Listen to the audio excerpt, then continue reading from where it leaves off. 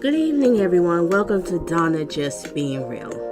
Hopefully, everybody's having this as a great evening. And my channel is about dating, love, relationships, and toxic relationship advice channel. So now we're going to get back into this one here. Sewer Rats, Darrell Brooks, Judge, Jennifer Dorow interview. Alright, so this interview just happened the other day, so we're going to get into this interview. I'm going to play the clip of the interview. And honestly, ladies and gentlemen, I'm going to be watching with y'all too, because I only get to see a little bit of it. I didn't get to see the whole thing, but I said, hey, let me just watch it with y'all the first time, like that. Okay, so make sure you hit the like button, share your thoughts and opinions in the comment section, and share the video if you find value in it. And if you find value in my channel, please feel free to hit the subscribe button. And also, thank you to the new subscribers. Thank you for watching my old videos, commenting, leaving, hitting the like and on. Oh, I love it. I appreciate it. And all to the people who's been donating to my channel, I appreciate it too. Thank you for all the blessings. I appreciate it.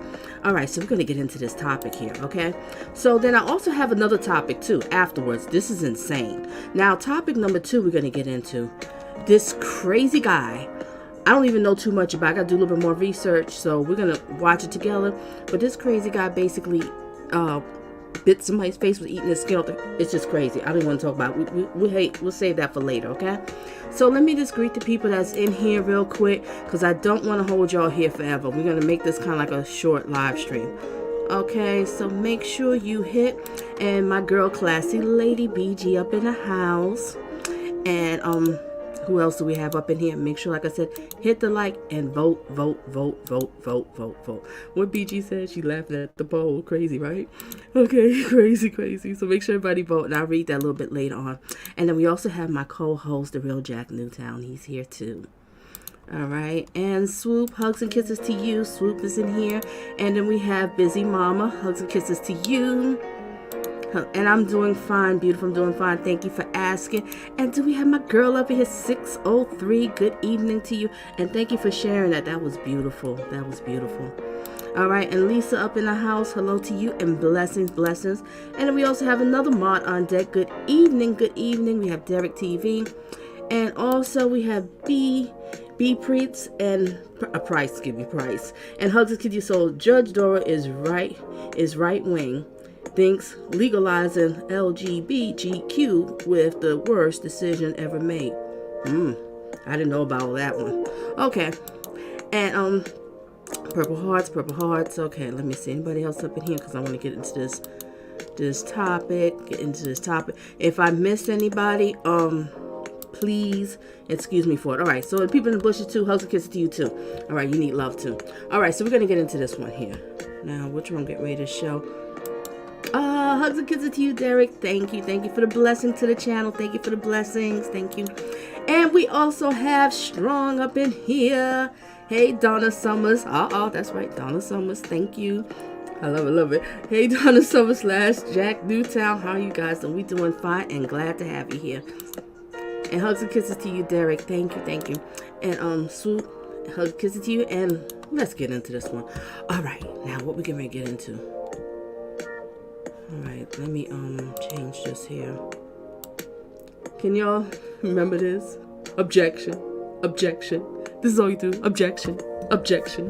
You know, this man was he's just a true sewer rat. You're nothing but a sewer rat. All right, so now we're not focusing on you, sewer rat, okay? It's enough of the shine on you today. We're gonna focus on the judge. All right, so I'm sorry, you're out of here. Okay, now let's focus on the judge, okay? Let's focus on this beautiful lady. I think she's absolutely gorgeous. Yes, I do. She's beautiful, she's classy, and she's a lady. And that's what all ladies are supposed to be. Classy, you know, classy. Not all that hood rat, nyat, snapping fingers all up in men's face and stuff, but we'll say that for another time. All right, so let's get into this one. Ready? Let's get it. I wanted to ask you about the challenges of the last few months and how you're managing all. So without commenting on any specifics of any case, what I would tell you is I start every day the same way before work, and that is I get up and come out, make a cup of coffee, and then I have a Bible app, and I've been reading the Bible through the year, and then I pray. And I really try to center myself each and every day and remind myself of all the blessings that I have and to carry that into my work day. Respect your decision about not being able to comment about the Brooks case, but I have to ask, what has conducting a trial of that magnitude taught you about how you run your courtroom? Anything? Well, what I would say with any case that I do and any trial that I do, I take a lot of ownership in the jury selection process. So that's really the first thing that happens in a trial.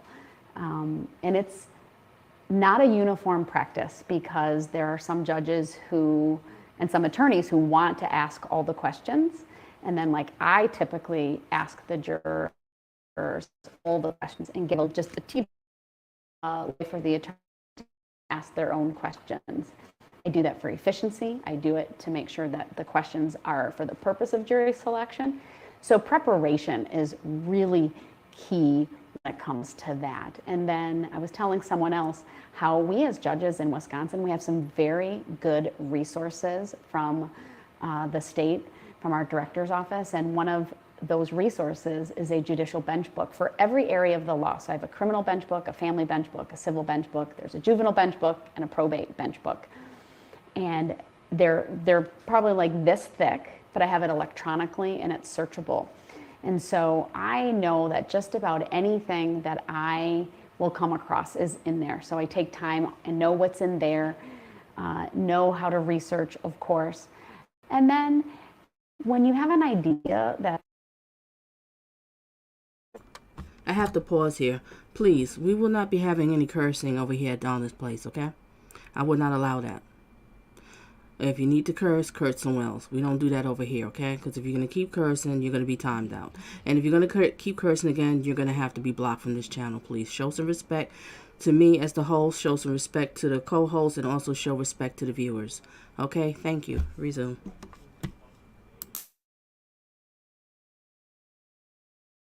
Maybe certain issues are going to come up, is being very prepared for those. In this... When I was 5 years old, my biological mother...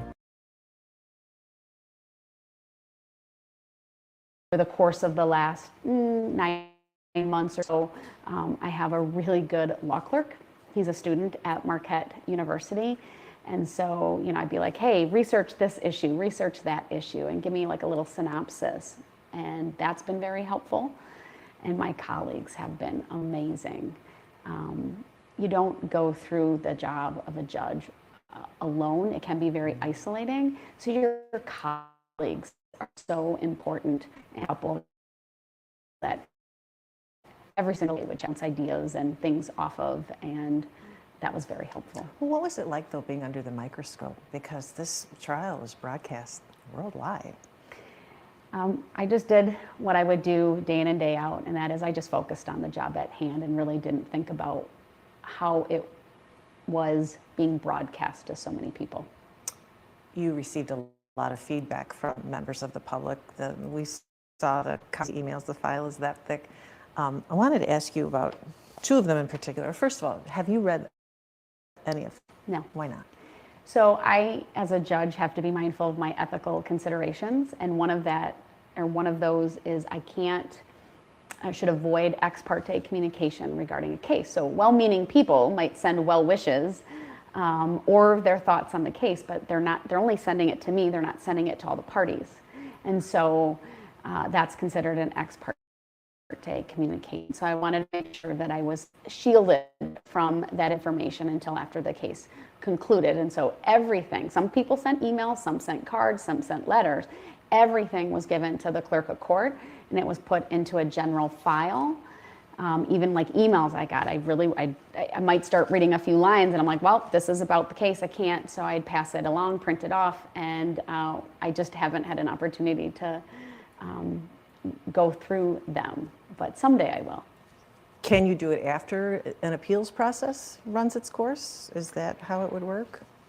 That's a good question, because it's kind of an open issue in the law, what it means to be pending.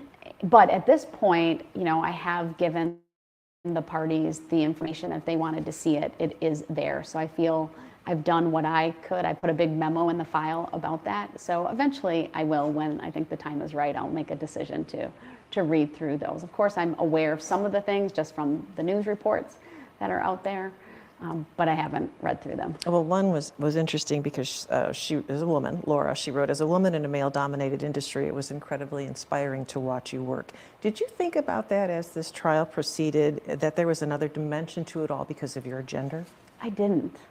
It actually took a friend of mine making that comment to me about how you don't see a lot of women judges on these high-profile murder cases. And I'm like, really?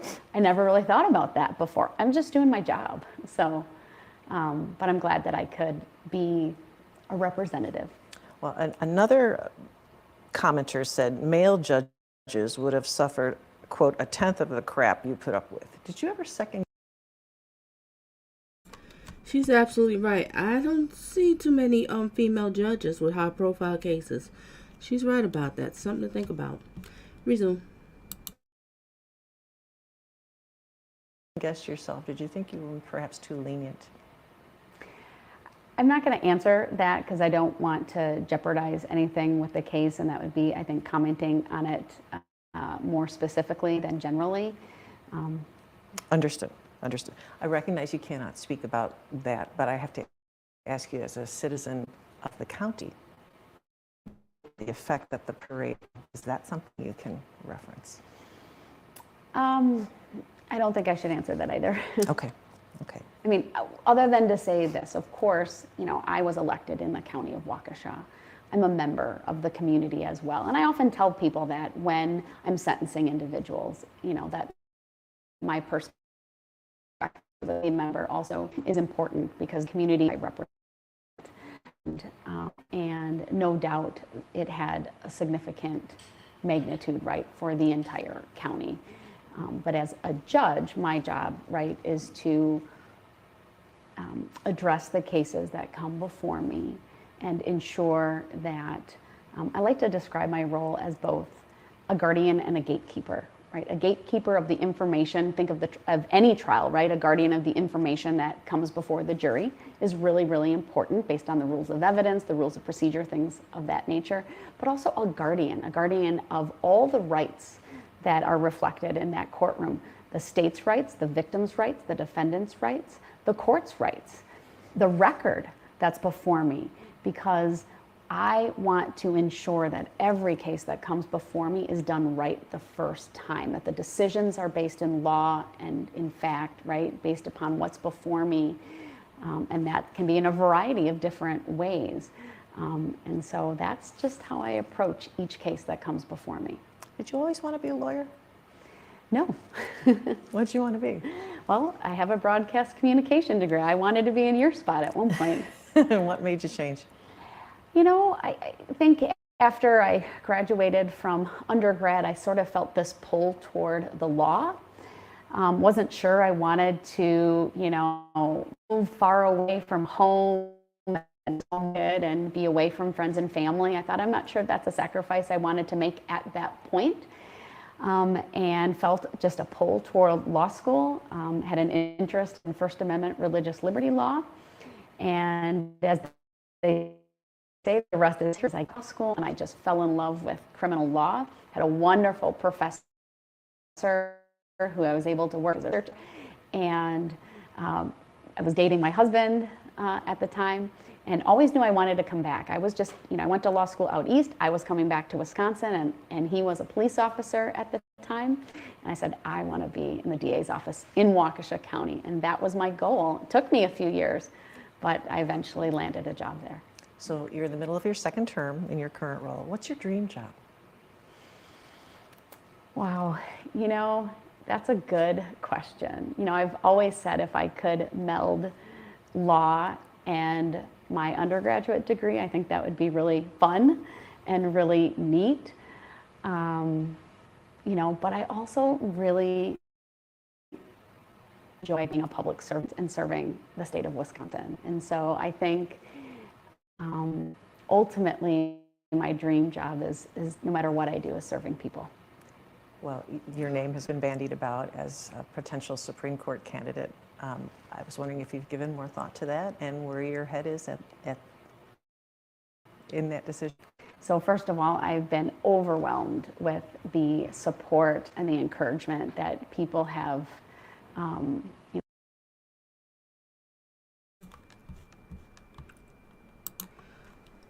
Candidate for the Supreme Court. This is interesting.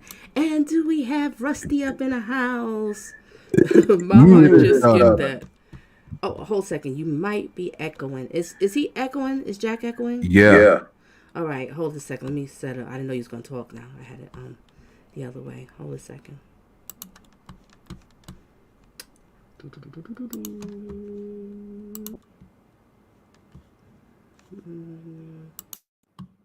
Okay. All right. Try again. Are you echoing? Okay. Is that better? You always sound good to me. I just don't know if they might. Oh, okay. Yeah, I don't hear echo now. Oh, okay. So I took it off. Okay, go ahead. Yeah, I see that the guys are salivating over the judge. Well, yeah, she's a beautiful woman. Yeah, I mean You it's never true. see the beautiful women, you know. But she got the power to lock your behind in jail too. Okay, Jack. I'm just saying. But so far, we realize she is, seem like she's very fair because He should have been nice. The piss colored saying, sewer rat, albino rat should have been very nice. He probably would have got a lighter sentence instead of 1,000 years. No, I don't think anything would have been lighter. I mean, he probably would have got 60, 80 years, but he got 1,000, Donna. 1,000. Good for him. 1,000 years because he pissed her off so much. And hi to Steve. Welcome. Rusty. Should have been nice to the judge. I would have been. All right. I'm going to resume. I'll leave it at that. Yeah, he had a lot of nerves. Oh my gosh, gaslighting everybody. All right, let's get it. Texted me, called me, just encouraged me to really think about that race. Of course, that's a pretty quick turnaround, and it certainly would be a job where I could continue serving the people of this great state of Wisconsin. And so I'm thinking about it. I know a decision has to be made very, very quickly, given kind of the timing of everything. In light of that, what do you think are the two biggest flaws in the Wisconsin criminal justice system that you think need to be fixed right away? You have so much experience in it. That's a good question.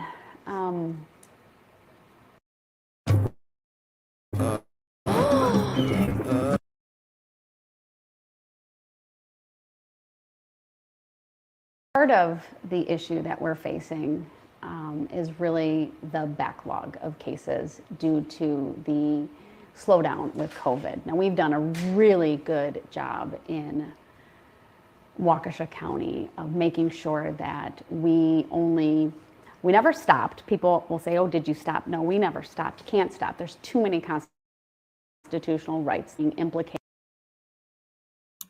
Okay, this is turned into the men's live stream. I can't with these comments. She can lock me up. I mean, you go ahead, Rusty. In a chamber room, sure. But as far as jail, no, absolutely not. Oh, wait a minute.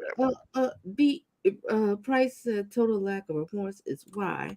Okay, I'm gonna go back to these and thank you, Strong. Thank you. All right, let's get back to it. If he didn't look like a piss colored rat, he probably would have got a little bit more out of her. Here we go. That's Jack. I have to let y'all know. Jack, he can go in. He can go in. Okay. All right, let's resume.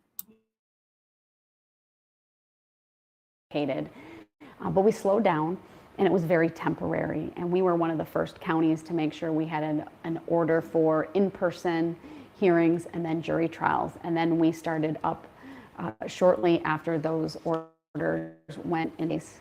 And then we never really turned back and just kept going. And I was able to tell jurors all the time, I've done throughout this whole time, I trust people to make the right decisions when they're coming into court. We've had ups and downs with, peaks with COVID and other things, and we've been able to safely do jury trials. And what we learned, I think, through this whole process is it's really important to keep the wheels of justice moving. Hold on, let me pause. What did Tracy say? And good evening to you, Tracy. Glad to have you. She gave me an update. She announced about 30 minutes ago that she is going to run. Oh, all righty. Well, congratulations. Ooh, thank you for that bit. Thank What you. she's running for? I believe she's probably running for head. What is oh gosh. Tracy, if you could put down exactly might She's something running with for the attorney like a general or higher. something? I'm not quite sure. I should have it over here. I have Okay. something over here. Well, Tracy, if you could put it put it in the into the chat. Let me go and resume here. But I think it's a higher level judge, something like that, or whatever. Here we go. Okay, Wisconsin Supreme Court. We owe She'll victims, probably get that. right? We owe it to their families. We owe it to the parties, including the defendant. When you're classy, you will not be denied. Yeah. Mm-hmm. Yeah, I think it's Wisconsin Supreme Court. And I think she will win with this. I mean, name one judge who's sending somebody 1,000 years in prison. This is the first. And Tammy, welcome, welcome. Hugs and kisses to you. All right, let's resume. To make sure their cases don't drag on. And so that's a big challenge, even throughout the state, of making sure those cases keep going. And that's really the judge's role. We control the docket and the speed or lack of speed of those cases going through. I know I keep pausing, but these comments is killing me. Rusty said, after that show by the sewer rat, we deserve to have our hearts melted for a day. That's right. Hallelujah to that one. Resume. This system. Want to do it right, want to make sure everyone's rights are protected, but that's definitely one of the challenges. Talking about the Supreme Court in a general sense, do you consider yourself a conservative judge? I would consider myself to be a judicial conservative. Okay. And what do you see the court's role in major policy issues like abortion law and redistricting, Act 10? Sure. A judge at its core should be someone who can interpret law and apply to the facts of the case before the judge. Policy making is for our legislature. And so I see my role as being follow the rule of law, do not legislate from the bench, and honor the case law, the precedent, the Constitution, the Bill of Rights, all those things that make our legal system so very important and very good, to honor those things and to not prejudge cases based on the policies of the day.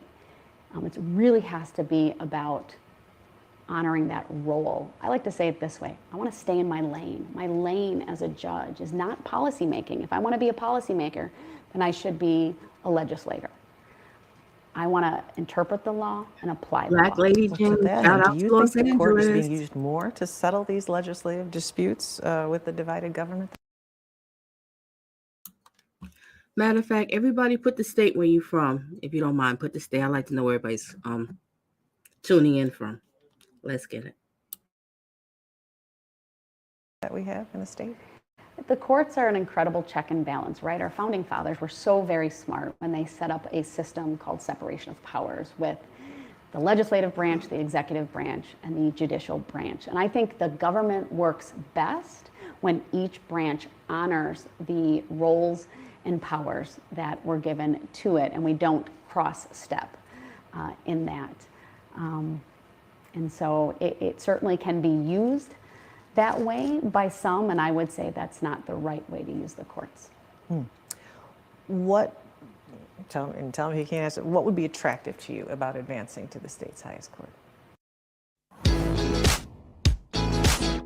Want to create better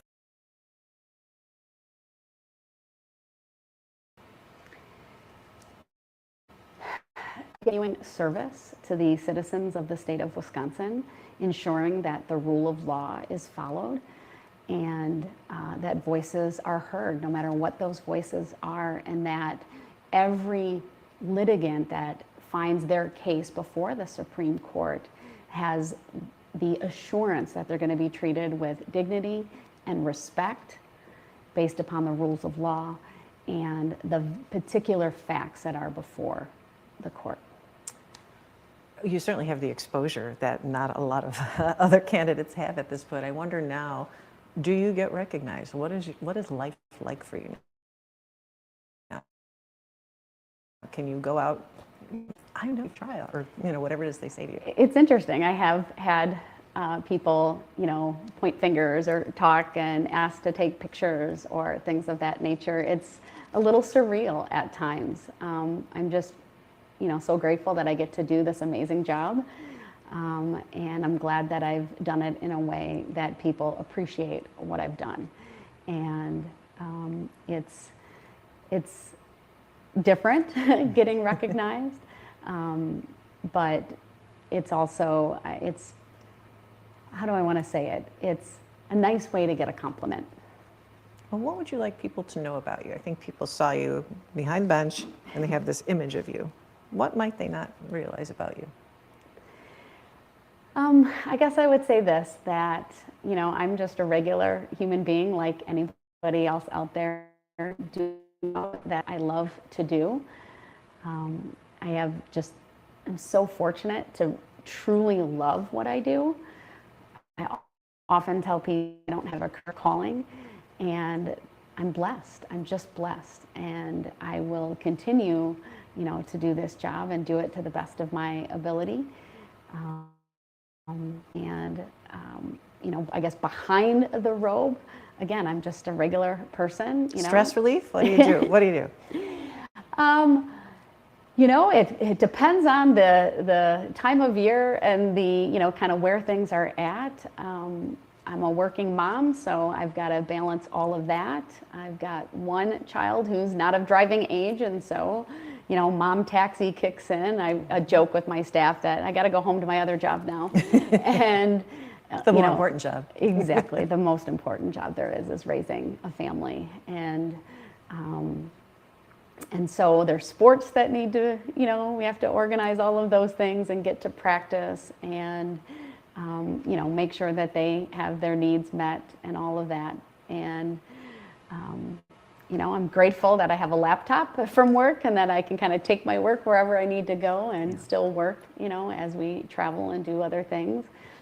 But I'm just the girl next door who has a job that's really important. That's what I tell my daughter all the time, right? Mom has an important job. Sometimes there's some sacrifices involved. Okay, ladies and gentlemen, let me just read the poll real quick and I'll read again as more people come in. All right, so far in the poll we have 57 votes. How do you feel the judge, Jennifer Dorow, did? And 91% said, Donna, a great job. Applaud. All right, 5% says, I have seen better judges. And 3% says, not sure. All right, let's get back to it. Make sure everybody hit the like. Let's get it. And shout out to the people in the bushes too. Blessings to you. Thank you for being here and being respectful. Let's resume.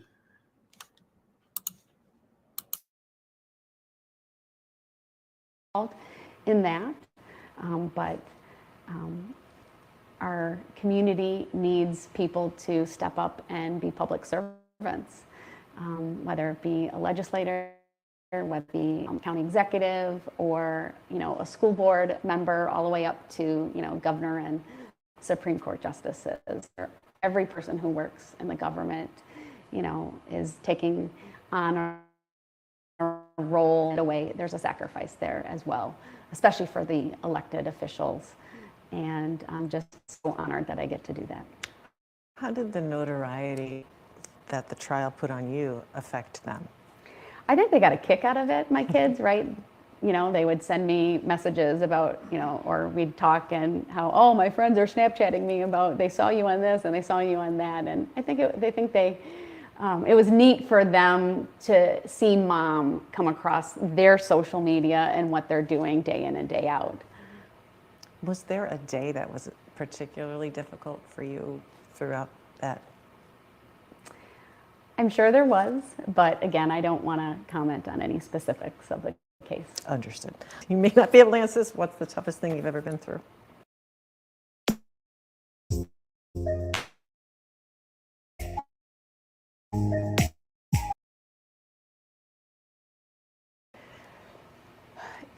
Personally, or I guess both. Toughest thing I've ever been through. That's a good question. You know, I'm the eternal optimist, and as you know, I have a twin sister, and I always say she like has this like memory like an elephant and can remember details from like when we were really young. I tend to focus on positive things and not negative things, and so you know, anytime there's something negative, I try to find the positive out of it. And so, you know, there's certainly been challenges in my career along the way that, you know, you look back and you go, that was really tough, but you made it through, and it made me stronger, and it made me into the person that I am today. I mean, without trials and challenges, we don't develop resilience. And so I can't really say that. I don't know how to answer that other than that, because there's nothing really sticks, you know, out in my head other than, you know, I suppose pregnancy with the third one was really, really rough. I was a lot older, but I was building a baby, and it was all worth it. But, you know. And then judicially? Rusty and Strong, y'all killing me. Rusty said, hell no. A twin said to shut the front door. I'm done. Okay, let's resume. You know, judicially, probably going through all of the uncertainty when COVID first happened, and trying to, of course, I am chief judge in the 3rd Judicial District, so I didn't just have Waukesha County, I had the surrounding counties, and then part of the committee of chief judges, and we were just being thrown, things were thrown at us, and great committee trying to say, how do we deal with this? What do we do? From things like, you know, what's an essential hearing and what's not an essential hearing? You know, how quickly can we get back into having people in the courtroom and jury trials, and just navigating through all that. I mean, going through a pandemic was incredibly challenging. I think we learned a lot of lessons through it.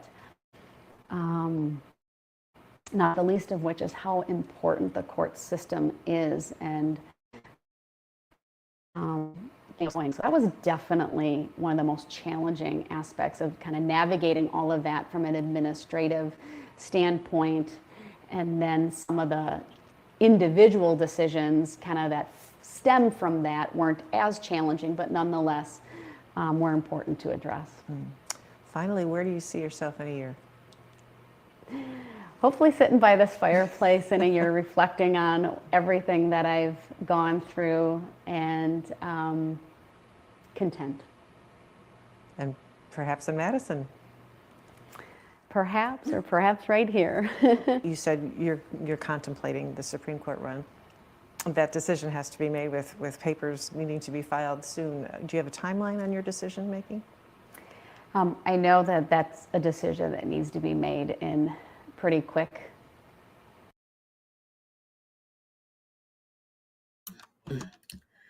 Okay, ladies and gentlemen, that's basically the end of the this interview. Well, we know she made a decision. This is so great. And you are so welcome, Cindy. Thank you for being here. Thank you for being here. Oh, this is great. Well, I have to say, I'll give my little brief thoughts on her. I think she, at first I was like, what the heck? You know what I mean? Why she's letting them get away with it? But I have to say, behind the scenes, I just say she is a fair judge, because she could have took this a whole nother angle. She could have been very rude and, Tim just shutting them up. I mean, she has the power. She's a judge, Certain things, I wasn't too crazy, like you let him get away with it. But at the end, when she gave her closing, she noticed everything, and especially knows that this man is a straight up sociopath. He's trying to control the court. He was trying to gaslight everybody. He tried to be all about him. take people off of what we in the court for, what's the whole situation supposed to be about. The whole focus was about him. And she realized everything. But like I said, she was just being careful to make sure that this piece of scum, this lowlife, this sewer rat, piece of crap would never be able to walk the streets again, or come back a few years later and say, well, this wasn't fair, and I had my rights and she did this, she did that, or whatever, to make sure this is a sealed deal and he'll never be able to come out again. Jack, you want to share a quick thought before I move on to something else? If you're there, I don't know if he's right there. He might have stepped away. All right. Price says, need to know more about her, not just from one trial, from the Supreme Court of Wisconsin job. Got a point there. All right, what does Tracy have to say? I believe in Darrell Brooks' narcissistic mind. He believes that there will be a movie made about him. I think that's why he acted the way he did during the trial, just to make it more exciting for the movie. You know what, Tracy? You could be right, because these narcissists and sociopaths, they all about, they think that it's all about them. They want the focus about them. And I do believe that he probably was thinking, yeah, it's going to be a movie, and he wanted to show himself. But other words, he was showing himself because he wanted attention. He was trying to postpone. He was trying to gaslight everybody so they wouldn't stay focused, stay on point on what's happening. And then hopefully he would be able to get off. But no, it didn't work that way.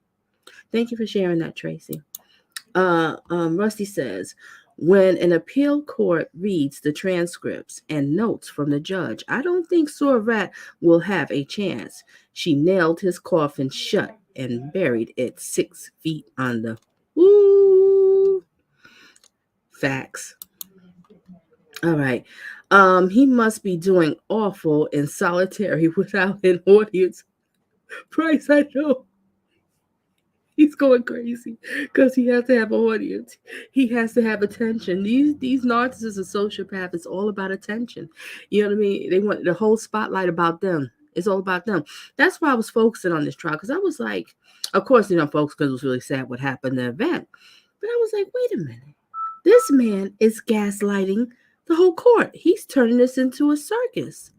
I was like, who is he to talk to people like this? Then the way he was treating Erika Patterson, the way he was treating Erika Patterson, I said, oh no, oh heck no. So, it's very interesting. Very interesting there. Okay, let me read the votes. Did it go up? Let me go up the votes. Oh, it went up to 78. Okay, so far. How do you feel about Judge Jennifer Dorow did? And 92% says, Donna, a great job. And 4% says, I have seen better judges. And 4% said, not sure. Okay. And what else do we have up in here? Mia, hugs and kisses to you. You up in here. He will go down in history as a narcissist that's going to rot in prison. Well said. Can't argue with you on that one. But you know what, ladies and gentlemen, there will be a movie. I'm curious who's gonna play Sorat. I think T.I. looked like he could probably play the role. He looked like him. I don't know. Would y'all agree or not? I don't know. Just let me know. Who do you think will take that role? And who's gonna play the judge? That's gonna be interesting too. But the whole thing is, if there is a movie, how is it gonna be? Is it gonna be focusing on Surat and the judge, the courtroom being a circus, or is it gonna focus on the victims? Which one is it? Or is it going to be a long series like they did with the Jeffrey Dahmers?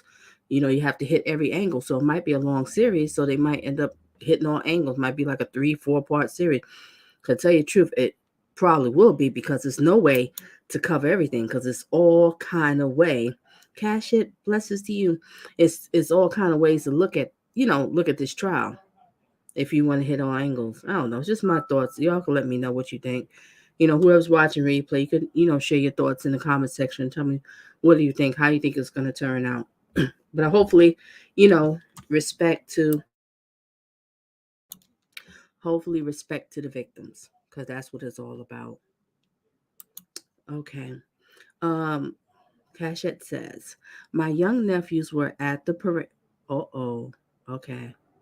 Let me pause for a second. My young nephews were at the parade and were not hit, but thank you, Lord. That's good to hear. But my brother got the main video that they used in court. It was so close to hitting them. Oh, wow. Ooh, thank you for sharing that, Cassia. Oh, my God. So he had the main video that was in. Oh, my gosh. Mm, mm, mm. And this man was smiling. I heard, had his people's hanging on the hood of the car for their dear lives, and he's just smiling like it's nothing. This man is a true sewer rat. He's dangerous. I'm glad he's not on the streets anymore. All he do is want to hurt people and abuse women and don't pay no goddamn child support. Price says, terrible, Kasha. Sorry that they were there to see it, but I'm glad that your brother got the video. That is so sad. Thank you for sharing that. Thank you for sharing that. I know, strong, right? All right. Kasha says, are they all doing okay? Good question. How is everybody doing? Cause that's traumatizing. And this piece of crap don't even care. Hey, Rock, and what's up? And good evening to you. Good evening. Glad to see you over here again. Glad to see you. All right, what do we have here? Rusty says, thank God the numbers of fatalities and injuries could have been much higher. Exactly. And you know another thing too, Rusty? Think about these people's medical bills. The ones that's, going in and out, the doctors and physical therapy, have to get medication and stuff. And this man doesn't care. His mama doesn't care. His grandma doesn't care. It's just sick. Took that car and went through the parade like that. It's really a sick, sick, sick. All right. I want to shoot on to another topic that came up. Let me see. Oh, everybody's talking. All right, hold it just a second here. Let me set something up because I need music. I'll read these comments and then before I go into the topic. Hold a second.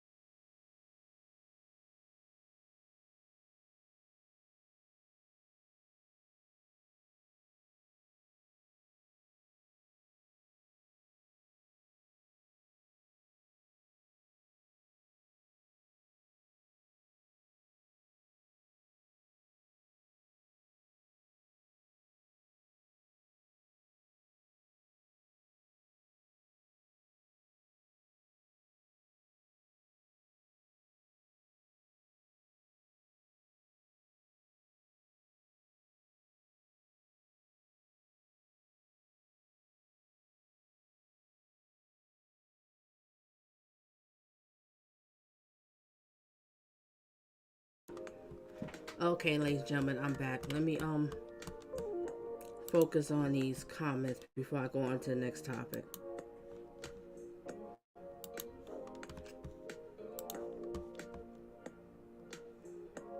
Can everybody hear me? Mods, let me know, is everything clear? All right. What does Tracy have to say?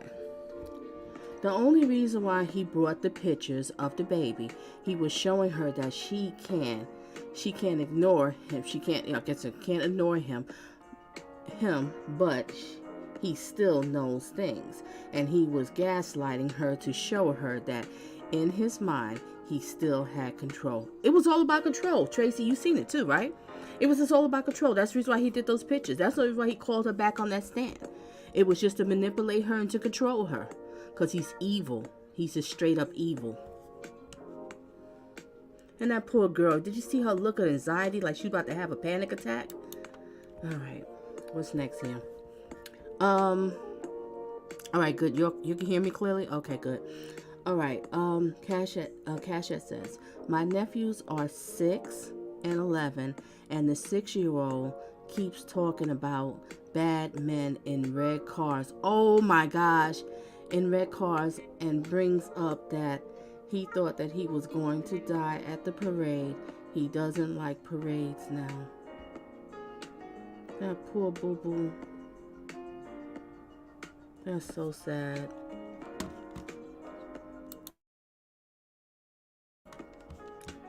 Oh my gosh. All right. Or Omera. I hope I'm pronouncing it right. If I'm saying it wrong, I apologize. And welcome and good evening. It was horrible how he treated the victims. It was. Call him on the stand because he didn't care. This is how these narcissists and sociopaths are. They don't have no empathy. They don't care. It's all about them. Let's have class for a second. A sociopath has little regards for another person's emotions, rights, or experiences. They lack remorse for their actions and they act in a way that shows no regards for others, including lying, cheating, and manipulating. Some people with these conditions aren't very sly about their conduct, others are quite deceptive. Okay, now we're going to get into class again. We're going to talk about, did I have it up? No, that didn't put it up. I'm sorry. Wait a minute. I got rid of it. I was going to talk about with the gaslighting. Okay, let me go back to the comments.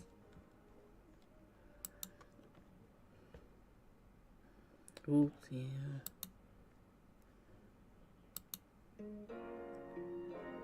Oh, okay. Sorry about that. Sorry. But glad to have you here. All right. What is Cashette says, Nicholas Kirby was my favorite witness with how he fearlessly answered, Darrell Brooks' stupid interrogation. Ooh. All right, who else we have? Price says at Cash App, there is help available there for those with PTSD, like your 6-year-old nephew. Adults can't understand this. A 6-year-old would have have greater trouble. That's a lot for a 6-year-old. That is a lot. That truly is a lot. Oh my gosh. Everybody put up some prayer hands. Prayers to her nephews and family, because that's a lot. I know every time I see a red car, that's just too much. And this man don't have no remorse, no empathy. He don't care. He doesn't care. That's why I was focusing on this trial. I was like, are you flipping kidding me? This is narcissism, sociopath, cluster B personality at its finest. Kind thoughts and prayers. Do I have more comments here? Let me read these comments. Okay.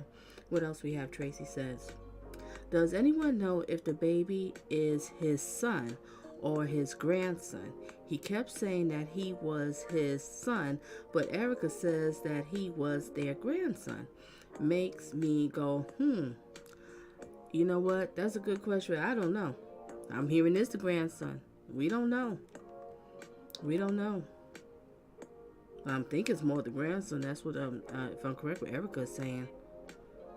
But when it comes to, when these narcs and sociopaths open up their mouths, they're a bunch of lies. But I'm feeling more it's the grandson. And a baby having a baby. Because how old is their kid? Isn't she like 15, 16 having a baby? I think. Kirby has his own problem. That's all I'm saying. All right, Kasha says, thank you for the support. You're so welcome. We are so blessed that our family was spared. Amen to that one. Thank you, Lisa. Yeah, the grandson. But how old, Rusty? Do you know it's his daughter who had the kid? Isn't she young too? What a shame. What a shame. Alright. What else we have here? Another comment came up? My thing is moving so slow. Sorry, damn. Alright, Rusty said the kid is 15, had the baby. Yup. And isn't that around the same age, Rusty, as Erika when she had the baby? Baby having a baby. Well, you know, he manipulated Erika, so we know that one. All right, Kasha says at Rock, he probably had his own challenges, but when it came to doing what is right, He stepped up. He stepped up, unlike scared chicken Darrell Brooks. Okay, so everybody knows she is 15. 15. And Colleen, hugs and kisses to you. Hugs and kisses to you. 15. So sad. And how many does kids Erika have? I know she doesn't have her kids, you know. And then here goes Surat in the courtroom. He was trying to degrade her about that, you know, bringing up with the kids. First of all, Surat, who are you to talk? You don't even pay no darn child support. You don't even need to talk. Sitting there trying to degrade. You don't even pay no child support. What are you doing for your kids? Don't talk about Erika. If she would never met you, her life would have been better. Alright. Kasia says, oh, I agree. But if Brooks would have known, Kirby would have been a bad witness. Erika she had 5 kids? Oh, wow. Oh, okay. Thank you for letting me know, Rock. Okay. Alright, Strong says, because of Brooks, the production of Ford Escape has gone. You know what? I wouldn't be surprised. Thank you for sharing that, Strong. Wow. Didn't, you know, I don't mean to switch off, but didn't when that crap with OJ do? Didn't the Broncos went up? Oh, there's another fort. Oh, shoot. What's going on with it? Alright, Rusty says, collect calls from Surat. Click.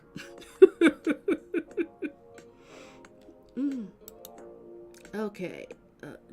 John B., also known as Smooth Hot Chocolate, and welcome. She handled Brooks with patience, diligence, and her genuine intelligence in the law. It's too bad that Brooks was too dumb to see that she used his own vanity against him. Ooh, you came in here hard, John, didn't you? You came in here hard. Speaking facts. Alright, Price says, pretty sure Erika has 4 kids. Darrell Brooks thinks that she has 5 now because of the new baby, which is grandchild. Oh, okay. Alright, Cashette says, I think, Darrell Brooks said that 4 or 5 kids for Erika when Zach from the prosecution destroyed him about his sex offender status. Ooh, that was deep, right? That was deep.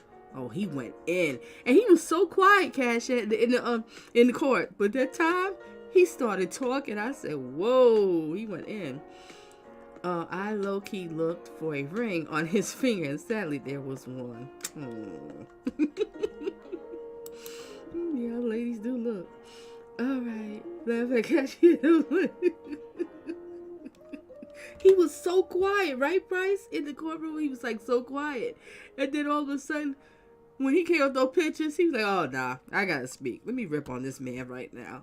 And he was holding the major cards. And then Surat went into a narcissistic rage. He couldn't handle it. He went into rage. Level at Zach seemed like a good guy. Okay. All right, we're going to get into this. Let y'all have more to say there. We're going to get into this next topic of something that's really crazy. All right. Yeah, we have a little time here, so I'm going to do it. I don't want to go past like an hour and 15 minutes here. Another thing that came up in the courtroom. This is another comment up here. Let me see. I'm missing something.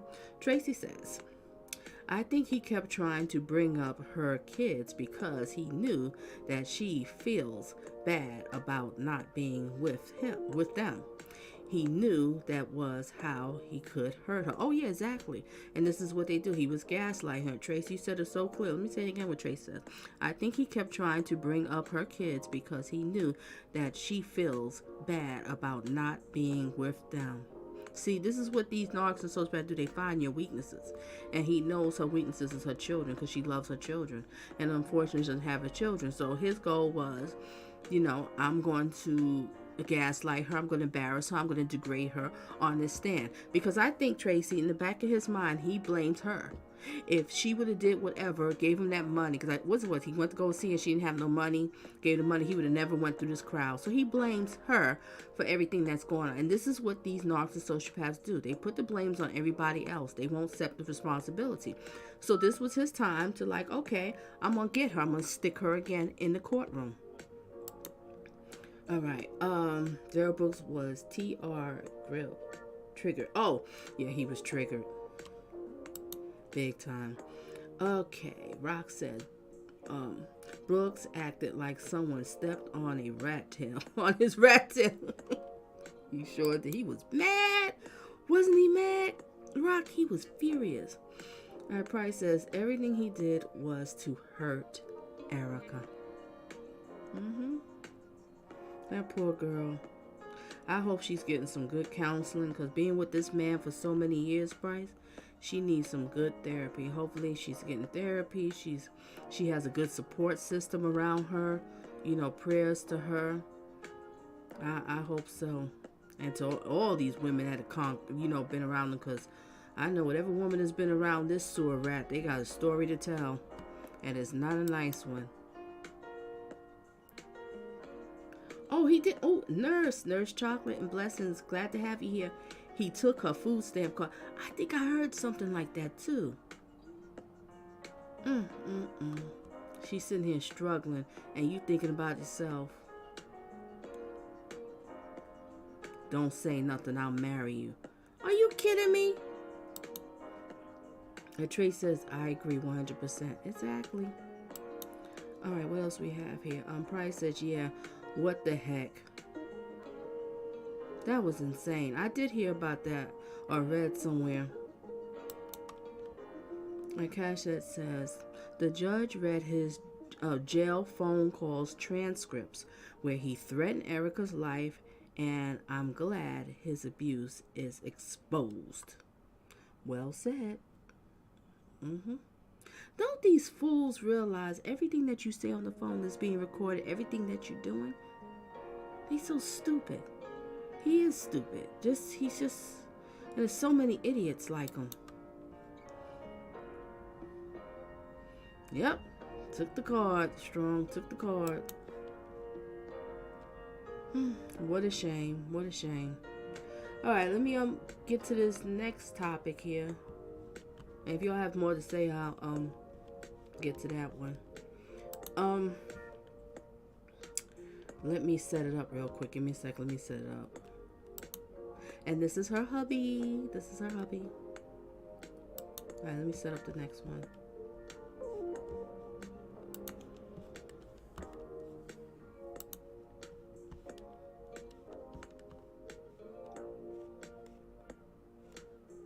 Where is it?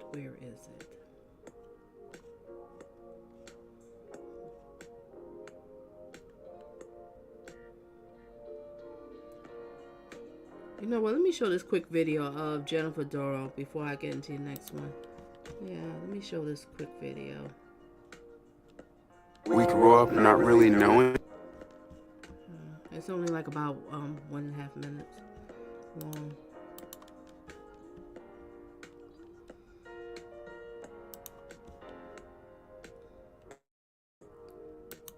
This is like,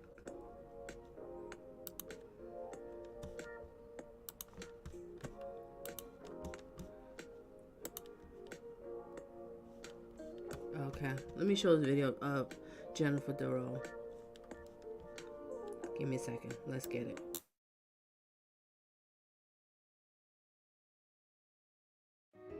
Jennifer Dorow's background as both a prosecutor and defense attorney affords her a unique perspective on the bench. But it's her family and their artwork that helps frame her seat at the Waukesha County Circuit Court. Surrounded by pictures and photos to help put criminal defendants at ease, Dorow decides the fates of those that have gone astray.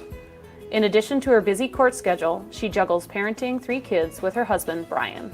That's one of the things I'm most proud of, is that I've been able to be a mom and still pursue my career.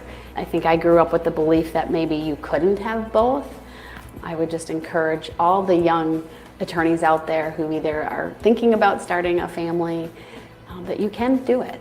I hope there's places out there where you can get that balance. I found it in a small firm. I think some of the larger firms do a really good job of that. So just don't give up. You can do both.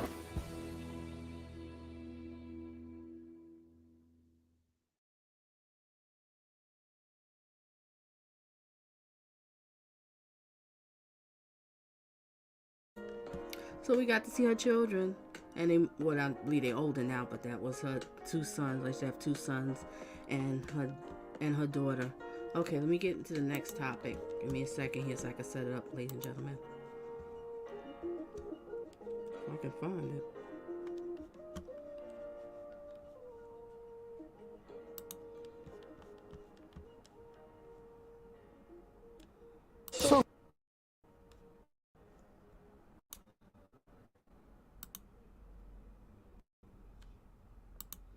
Victim.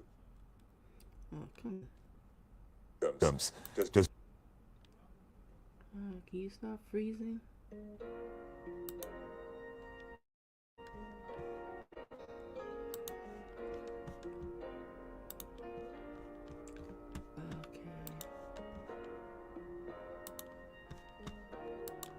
Okay, this next video I'm showing. We're moving on to the next topic here. All right, let me set it up. Now, this next topic we're going to get into. Face Eater Trial, Florida versus Austin Harrouff. He's a monster. I just came across this with this trial. And I guess he got off for insanity or something like that. I don't know exactly, but we're gonna show it because I'm kind of new to this myself. But I thought it was crazy because he bit the person's face and was eating their face. This is just crazy. All right, so I'm gonna show a little clip about what's going on. Then I'm gonna also show a little bit of the court. I won't hold y'all much longer on here, so it won't be too long. All right. So we're gonna get into this second topic, and let me know. Did any of y'all hear about this? Do you know about this? Whatever. Okay, let me know if you know anything about this one. Okay, let's get it, ladies and gentlemen. And make sure everybody hit the like button. And whoever's coming in, blessings to you. And thank you for coming. Thank you for engaging. Let's get it.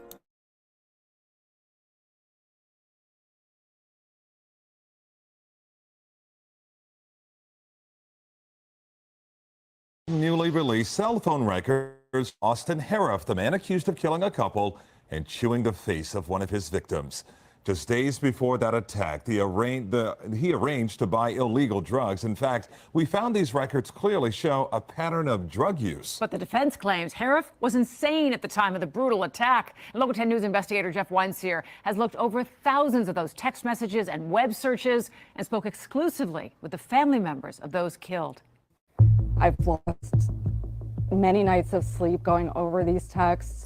Cindy Mishkan has read every word. I know these texts inside and out. More than once. I only had one older sister. And now I don't. They are the personal texts and they are the private web searches from the cell phone of accused murderer Austin Harrouff. I don't need drugs. Molly, acid, mushrooms. Every single time he does drugs, he seems to want to text about it. Harrouff is charged with stabbing and killing Michelle Mishkan and her husband John Stevens in their garage in Tequesta in August 2016. Harrouff also attacked a neighbor who tried to intervene. He was found growling and eating Stevens' face when police showed up. The attack was random. Harrouff had stormed out of a restaurant and began walking. And he can't remember what happened, and he murdered my sister and my brother-in-law. Local 10 News has obtained 4,000 pages of Harrouff's phone records. Starting in October 2015, quote, "I literally blacked out while talking to you. I blacked out, lost my hat, my tennis shoes, and my muscle shirt.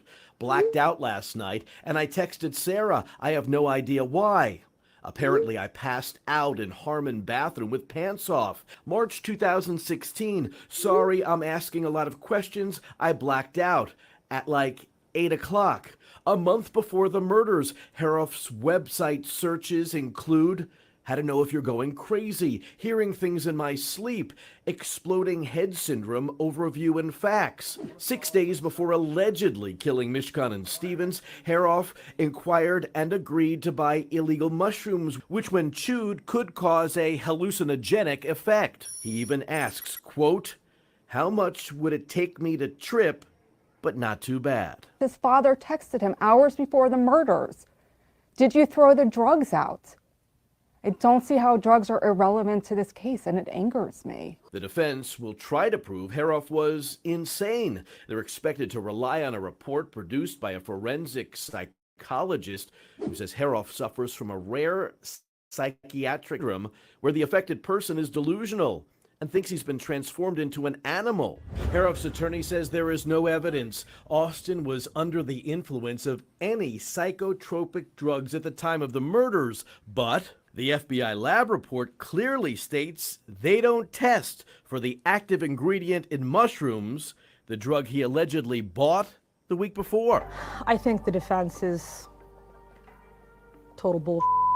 Well, they hold up the FBI report and you say, see, he didn't do any drugs. Drugs aren't an issue in this case. But what they're not telling the public is what wasn't tested for. The trial set for this November. I'm a little more worried every day that he's going to get away with murder. I did other chest exercises. With his false defense. Harrouff faces life behind bars. Jeff Weinseer, Local 10. This man is a monster. He's a true monster. And you're right. What did you say, Rusty, about yeah, I heard that and killed. No, what did somebody said? Who said? I forgot it was a comment. They said that the sister read all the text messages. Like he's proud of it. All right, I'm gonna play another clip that was in the court, the shorter version, cause the long one's like 2 hours, and I don't want to hold y'all here forever to play the longer one. And the sister did read, the victim's sister did read all the text messages. So give me a second here so I can show y'all it. Just give me a second here.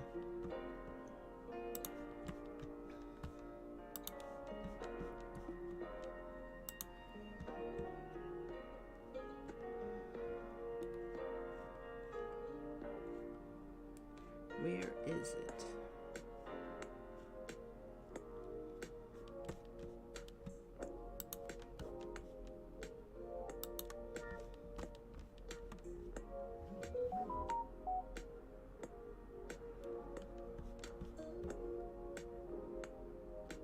Give me just a second, ladies and gentlemen.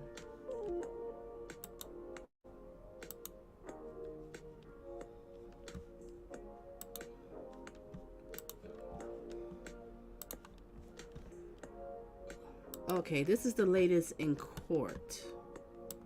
All right, this one here is the latest in court. And I guess they found him, you know, insane or something like that. Oh, it's just a mess. I don't know too much about the story, so I can't really, like, you know, get into too much commenting on this one.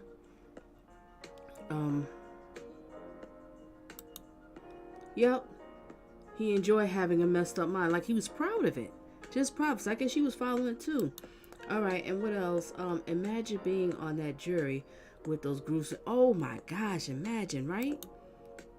All right, police videos would have been impossible to watch. Oh my gosh. Deborah, and welcome, hugs and kisses to you.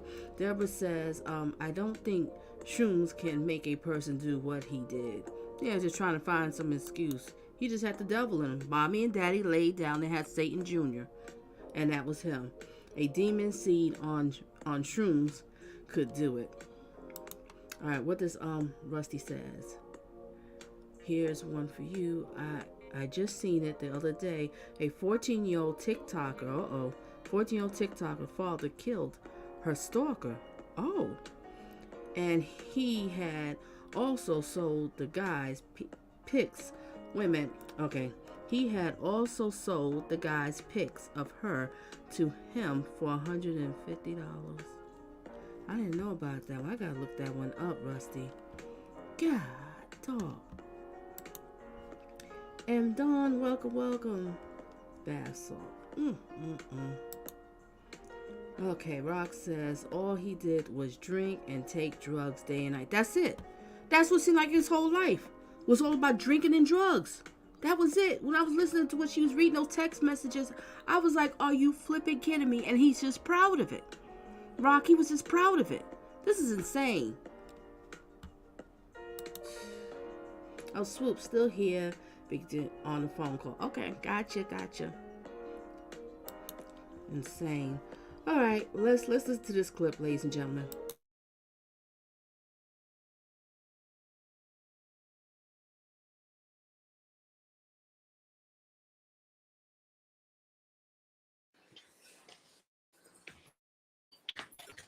All right, for the record, you are Austin Harrouff?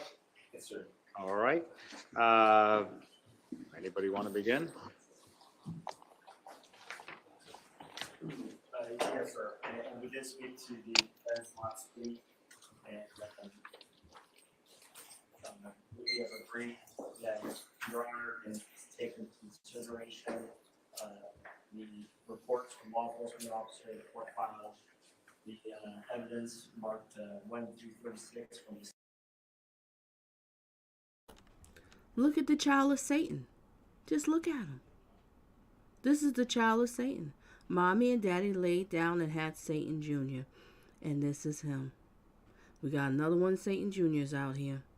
And I can't wait, y'all, when we get into that. I'm going to talk about that pimple face killer. If I have time, I'll show you a little quick video on that one, the pimple face killer. That Aiden Fucci. Can't stand him. I can't stand him, what he did to that girl on Mother's Day.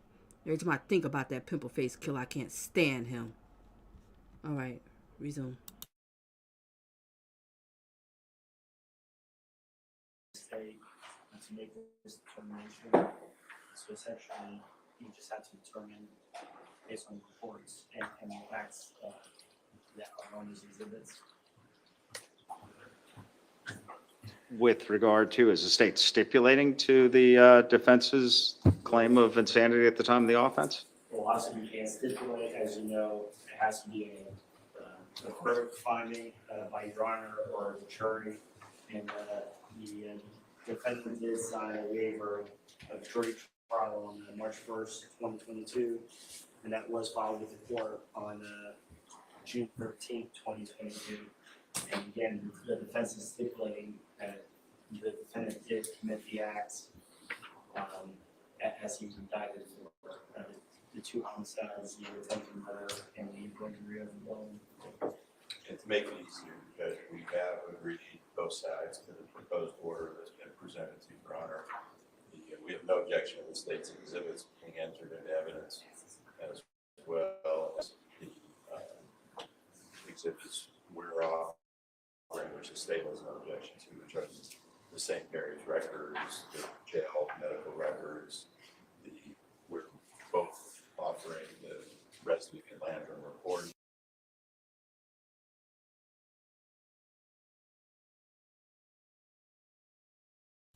Look at his face. He doesn't have no remorse. Do you see this? This is a dead face. This is Satan Jr. He doesn't have no remorse. Look at his face. He doesn't care. He's a psychopath. This is a full-blown psychopath, ladies and gentlemen. You're looking at one. Just look at him. Look at him. Okay, let me get back to it. And tell me, do y'all know about the story with the Aiden? Is it Aiden? Aiden Fucci, who killed that young girl, Tristan Bailey? The pimple face killer? I call him the pimple face killer. Okay, let's get back to it. Resnick and Landrum reports, as well as the doctrine. There was no objection to the court taking the offense report. So I'm just trying to get this straight. So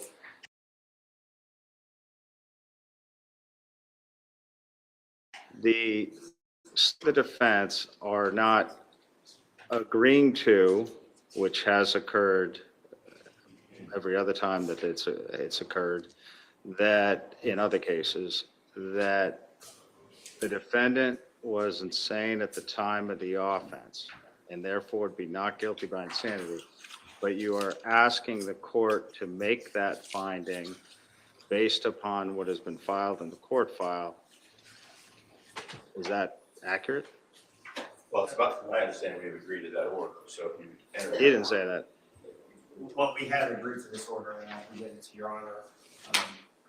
So the state is not objecting to the finding of not guilty by reason of insanity and commitment to the department. Correct, and the defense is agreeing that the defendant is in danger and it's here. Should be committed.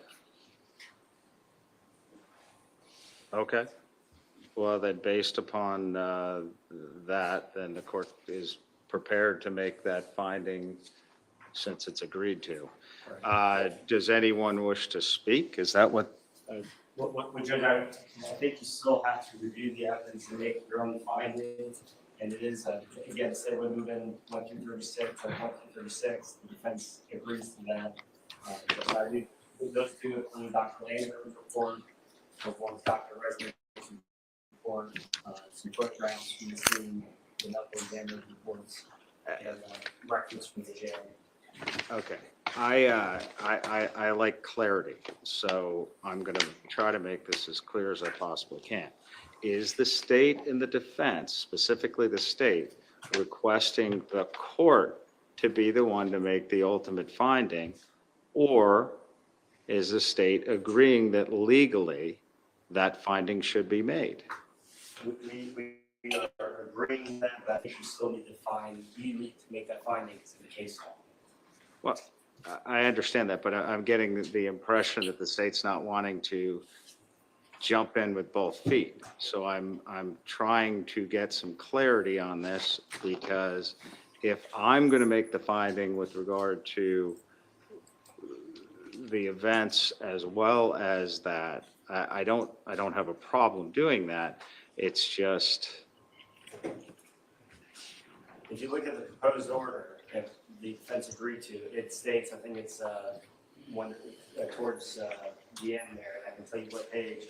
It does say that the defense, it's item number 5, the state and the defense stipulate and agree that the defendant was not legally sane at the time of the offense, and therefore is not guilty of the offense by reason of insanity.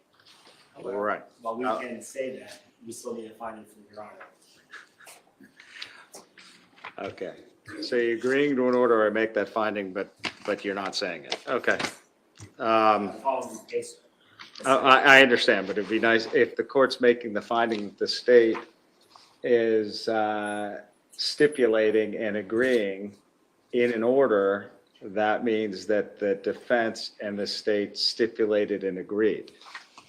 Yes? You can't see. Okay, you don't have to say it.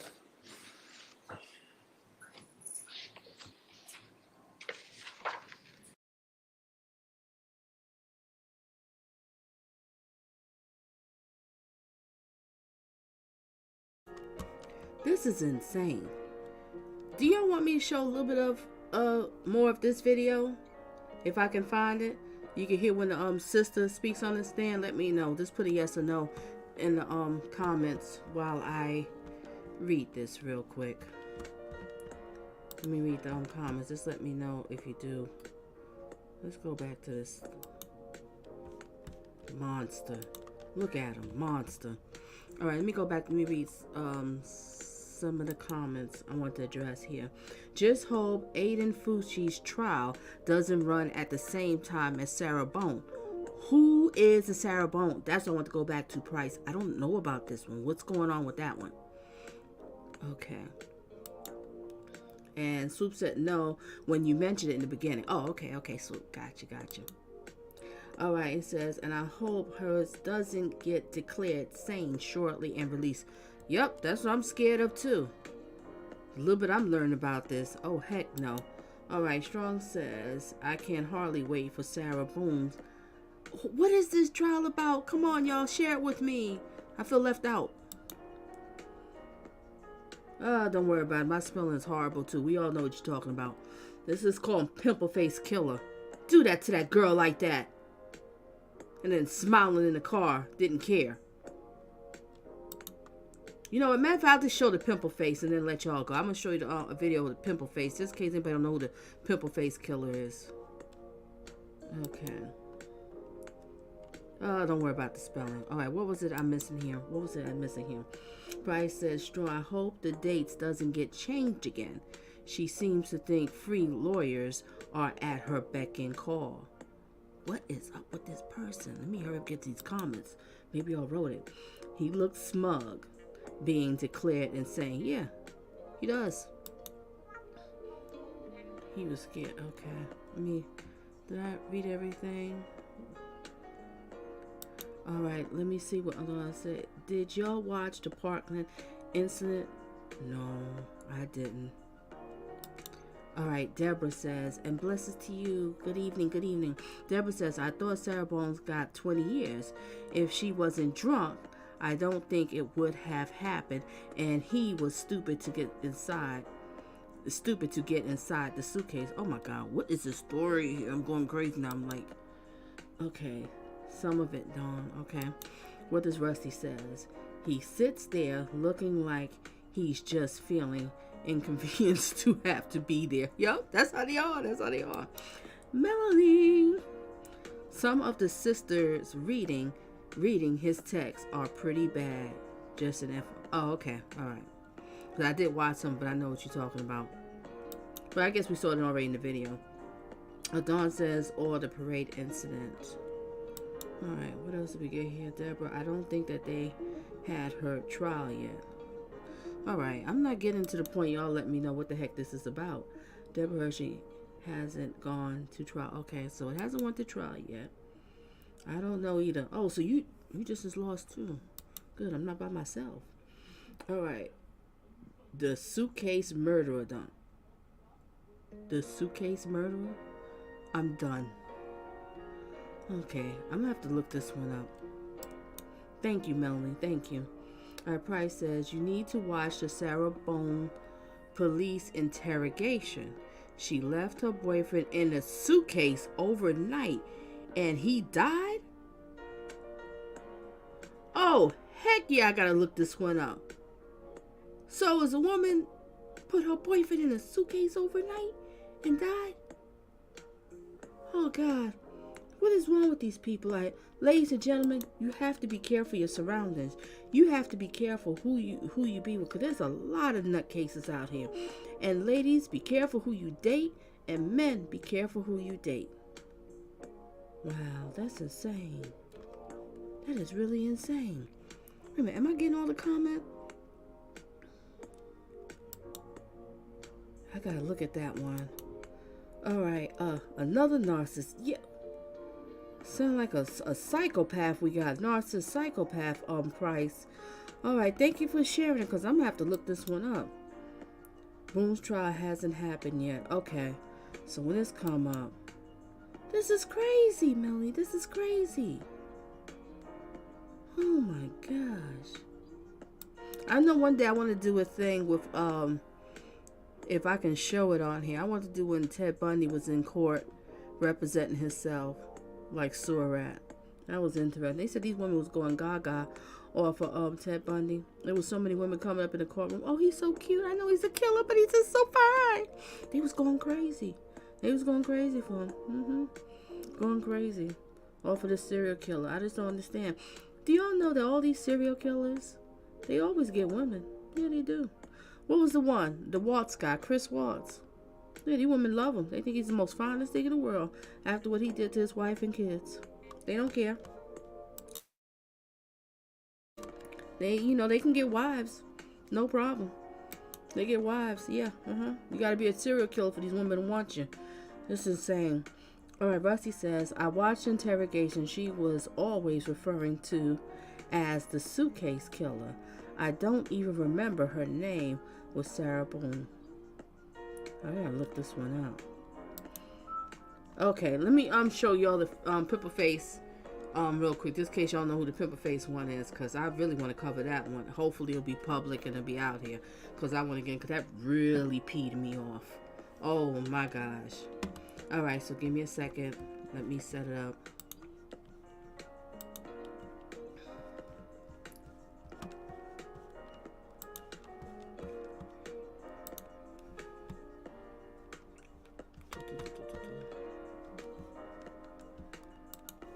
All right, listen to the music while you wait, because it's going to take me a second or two to find the video.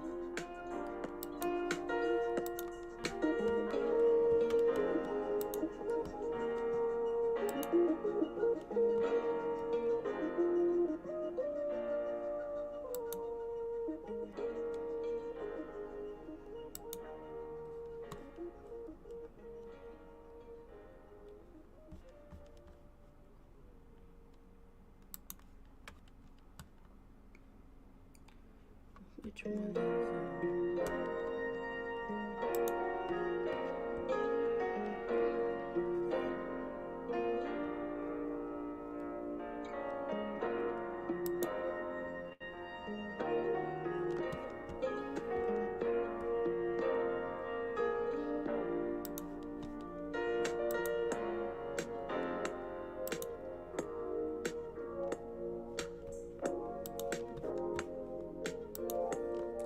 Okay, I found the video. This is kind of an older video, but just get an idea about this pimple face killer, okay?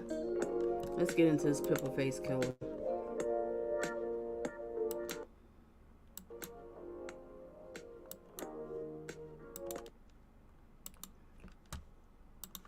Okay, let's get a pimple face killer.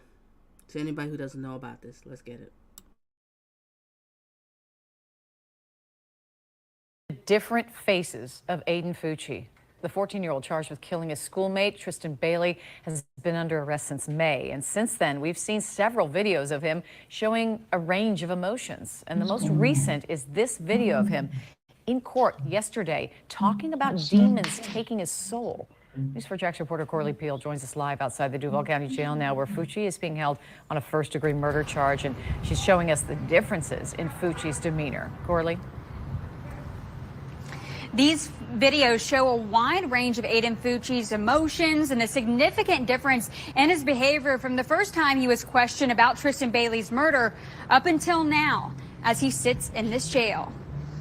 4 different videos showing different versions of 14-year-old Aiden Fucci. It's in a cop car, cuz. This Snapchat video shows Fucci and a friend in the back of a patrol car. This was during the search for Tristan Bailey, hours before her body was found with more than 100 stab wounds on Mother's Day. Tristan, if you walk out the damn... Fucci also snapped this photo. I spoke with Lori Osaki, who is a licensed clinical social worker. It was very shocking. It was not matching the situation for sure.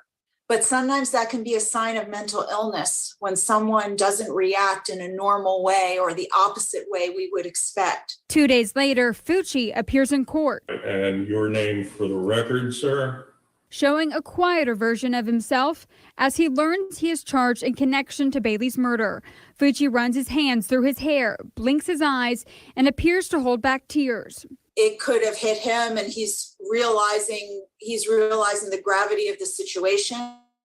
They could be tears for himself, that he's in trouble. It could be putting on an act. It's really hard to know until he's evaluated. This court video shows him being indicted as an adult, as he's charged with first-degree murder. Showing little emotion, he only responds to the judge. Do you understand the charge against you? Yes, sir. Wednesday's court video shows the most interesting version of Fucci. He mumbles about demons. I don't let you demons. I don't let you demons take my soul. You demons want to take my soul away. I don't let you demons steal my soul. His demeanor completely different from the day he was in the patrol car. Do you think at all that he might be faking it? I can't really comment on that. I don't know him. I haven't evaluated him. All I can say is it's possible. For a child to fake like that would be a pretty tall order. At this time, Fucci's lawyers have not filed a formal motion for a mental evaluation. Officials have not said if he does suffer from a mental disorder. His pretrial hearing that was scheduled for yesterday has now been moved to October 28th. Reporting live from downtown, Corley Peel, Channel 4, the local station. Corley, do we know, was there any mention of demons before court yesterday? This is the first time we heard Fucci talk about demons on record. However, court records show that he told his girlfriend in the past that he would hear voices in his head and they would tell him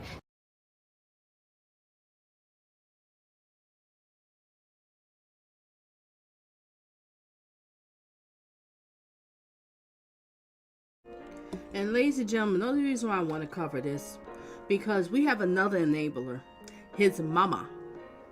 His mama was trying to wash the blood off of his jeans. You get what I'm saying? I'm a little tired of these parents being enablers to their monster kids. And I've said it before. So to the people, I don't want y'all to think I'm being harsh about, it's your child, you love your child and everything. But why are you supporting a demon child? Okay? If you know your child done wrong, you're not supposed to support stuff like this. It tells a lot about you as a parent.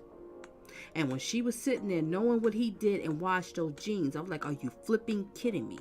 You gotta be joking. All right, let me see if I can show another video, because I get angry with this pimple face guy. I really do. Give me a second.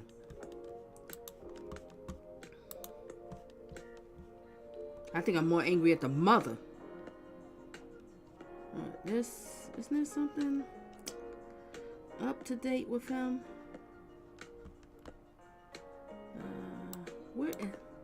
I wish I could show the video with the mother washing the jeans.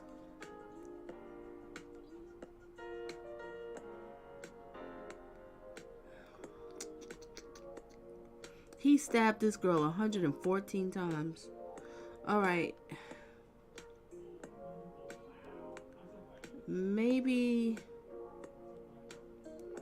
I'm gonna show this video. Maybe this one here is with the mother washing the jeans. I could be wrong, ladies and gentlemen. So just give me a second, because I can't remember which one it was. Another enabler.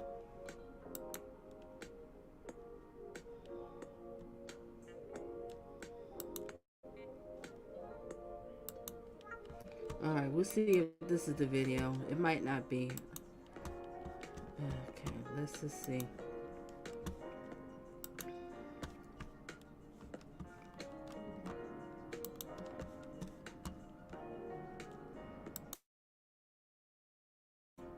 Okay, let's get it.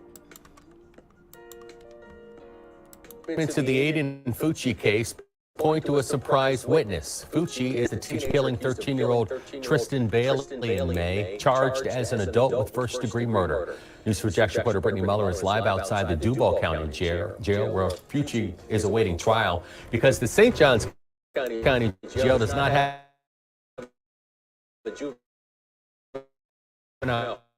a holding area. Joy, we knew this is where an inmate named Freddie Pandy made a call, and since all jail calls are recorded, that information has since been entered into evidence, but we don't know what was said.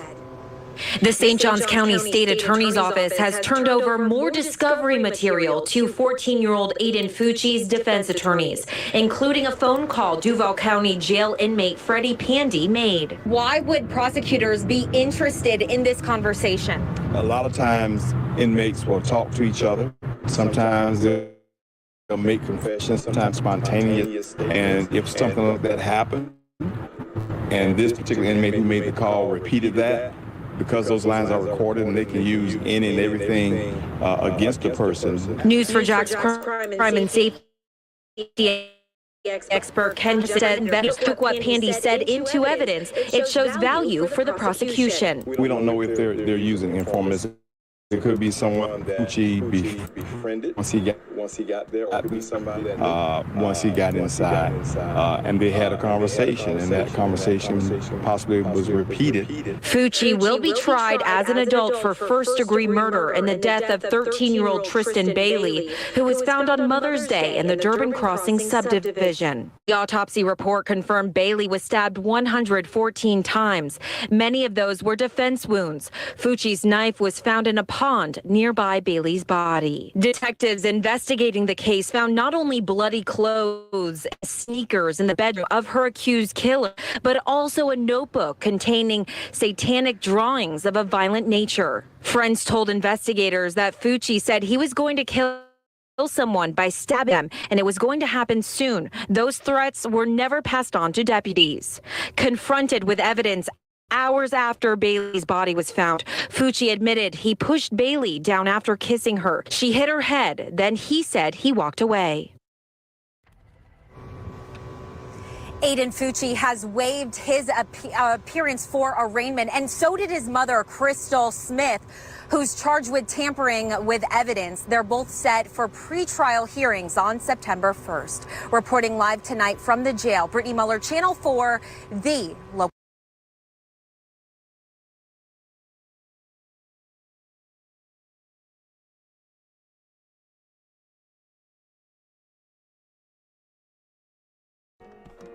Does this picture look like a person who have any remorse?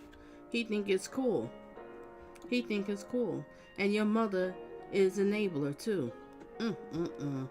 She was washing his bloody clothes. Yes, she was, Yolanda. And welcome.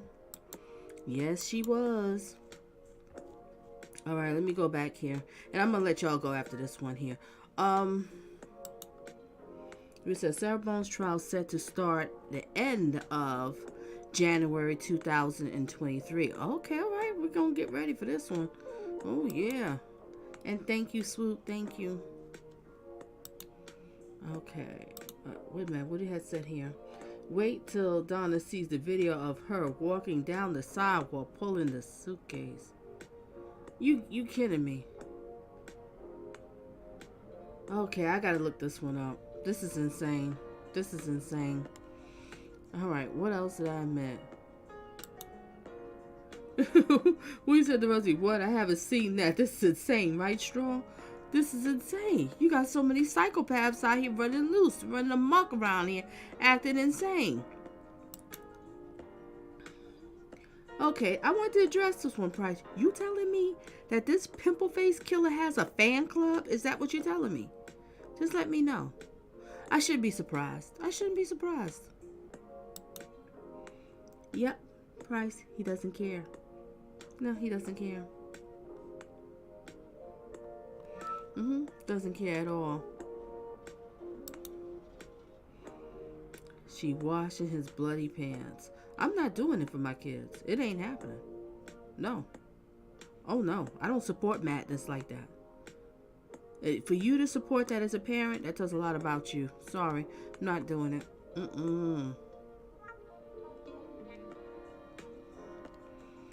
Okay, what was it said here? A kid couldn't fake that. BS. They live on social media. They see more nowadays by 14 than I ever did. I was playing outside and coming home when the street lights came on. Exactly. Great point, Rusty. Another said she was washing, but yep. This is insane. Okay, ladies and gentlemen, I'm gonna let y'all go. We've been here for like way over an hour and stuff. But thank you for being here. Thank you for engaging. Thank you for sharing your thoughts and opinion. And thank you for sharing that Sarah Boone, because I want to get into that one. And I'm also gonna go back again to that. Did y'all watch my video that I did about that Walmart killer that shot those people? The Walmart manager, and had the nerves in the break room to pull out a gun and shot everybody in the break room, and 6 people died. It's so sad. It's just sad. So ladies and gentlemen, be careful. If you didn't see the video, please check out the video, like it, share your thoughts in there. But I want to address it because there was some sort of letter he did, a death letter. What he was talking about, this man, I think he was a creepy incel. I think that's what he was, a creepy incel. So I kind of want to talk a little bit about that one. And also, like I said, I'm going to follow that one with the 4 college students, because that's insane. I don't even know if there's an update or whatever. Y'all can leave, comments and let me know. You are so welcome, Price. You are so welcome. Cheers to you. You are so welcome. And the people who didn't say where you was from, you can put in inside the what I'm trying to say in the comment section. And when I cut this off, y'all can leave some feedback in the comment section. Let me know. You can put it now and let me know where you're from. But thank you for being here and everything. And shout out to the star of the show today. Shout out to the judge. God bless her. God bless her. She's going a long ways, and we could definitely say she's a fair one. She's a fair judge. What was I doing here? Yeah, she's a fair judge. All right, so ladies and gentlemen, thank you for being here. Thank you for engaging. Thank you for sharing your thoughts and opinions. And I gotta look up that Sarah Boone and yeah, Rusty, I gotta see about this suitcase thing, because that is insane. That is totally insane. Completely insane. Alright, so stay tuned some more of Donna Just Being Real. Stay tuned some more of my commentary. And everyone have themselves a blessed night and a safe one. And make sure, you know, be careful of your surroundings. Be careful who you date. Okay, just be careful. Date smart, not thirsty. Date smart, not thirsty. Where am I at? I can't find a thing. Alright, let me see the last two comments. Somebody put something here? Okay. Not yet, Price. You said not yet what? Ooh, did I miss something? Did I miss something? And good night to you, Lisa, my dear. Lisa, my dear. You are so welcome. Glad to have you. Glad to have you. What does Rusty have to say? I just searched. Rusty says, I just searched a suitcase killer walking down the street. Oh my gosh, there is more than one suitcase killer out there. I don't know if y'all remember the one that that guy who killed, he was messing around with that married woman in Queens, New York. And he basically put her in the suitcase and dumped her on the side of the road. Oh my gosh, while her husband was away with the older son, they was looking around for colleges. Oh, it was just a mess. And the youngest son was upstairs asleep when this happened. I don't know if y'all know about that story. I did talk about that one. Yeah, oh heck. Alright, ladies and gentlemen, everybody have such a blessed night and a safe one. Thank you for engaging. Thank you for hitting the like. Thank you for all the donations and stuff like that. Thank you for the support. Thank you for the blessings. Stay tuned some more of Donna Just Being Real. Date smart, not thirsty.